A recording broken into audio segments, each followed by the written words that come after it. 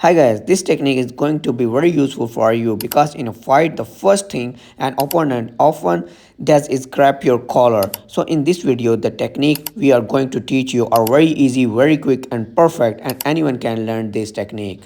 And in this video we will also tell you about the mistake you should avoid as they can be harmful for you. So let's start the video and make sure to watch till the end carefully if you want to learn this technique. If someone grab your collar like this position, if the person in front of you is stronger than you, if you try to push his arm down like this, it would not work.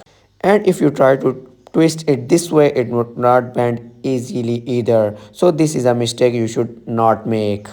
Alright, here we learn the best technique. You need to raise both your hands like this and firmly grab his wrist as you can see in the video.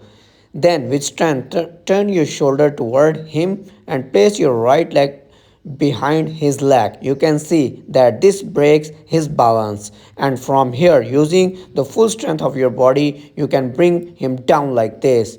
Now if you twist his wrist more, his wrist can be break. Now he is fully under your control. Guys, now I'll show you this technique, fast motion real situation, how it works or not. Yeah.